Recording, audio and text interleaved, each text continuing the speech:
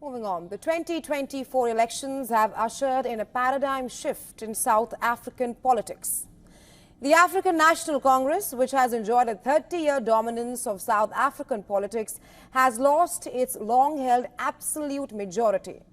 ANC, which would have needed over 50% of all votes to form the government on its own, has now seen its share slip down to barely 40%.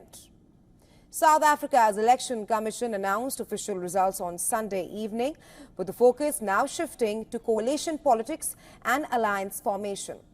South Africa's ruling African National Congress has won 159 out of 400 seats. In the previous election in 2019, the party had won 230 seats, while ANC's main challenger, the Democratic Alliance, came second with 87 seats. Former President Jacob Zuma's MK party won 58 seats, while the Economic Freedom Fighters came fourth with 39 seats. The ANC has said that it was now open to talk to all parties to form a coalition government following the election. Well, some experts say that President Cyril Ramaphosa may have to step down. But ANC leaders said on Sunday that the party would not bend to pressure from other forces. Take a listen. Thank you very much to all of you. The final announcement of the 2024 national and provincial election results today in many ways represents a victory for our democracy as South Africans. It also represents a victory of our constitutional order, but more importantly, it represents a victory for all the people of South Africa. We have held another successful election that has been free, fair, credible, and peaceful.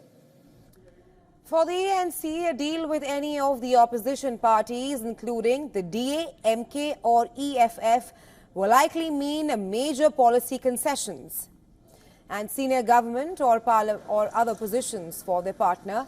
The moot question will be whether Ramaphosa stays as the president. An election for president and parliament is due within 2 weeks. The ANC was unlikely to pick the white-based Democratic Alliance as its sole coalition partner, even though its market-friendly stance would sit well with Ramaphosa. An alliance with the DA would be favoured by investors. Meanwhile, the EFF, a former leader of the ANC's youth wing, may be a more natural fit for the ANC, but ties are tense between Malema, who is the EFF head, and some ANC factions. The EFF said in April that it would partner with the ANC if it got the powerful post of finance minister.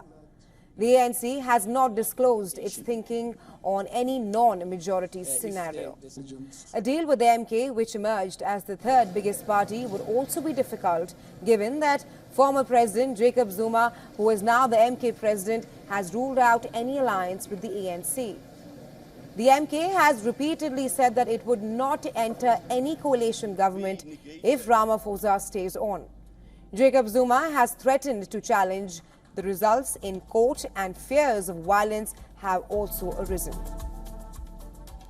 To get the latest from on ground in South Africa, our correspondent Calvin Ogmo has sent us this report from Johannesburg. Take a listen. Now that the results have been declared, a Herculean task for the political parties will resume. Back-to-back negotiations and meetings are expected over the next few days. South Africans are excited for a new dawn, but there is also a lot of anxiety. Will coalition work for South Africans? That's still uncertain. But one thing is for sure, the voice of the masses have been heard. This is Calvin Ogmo from Johannesburg, South Africa, for WION World is One.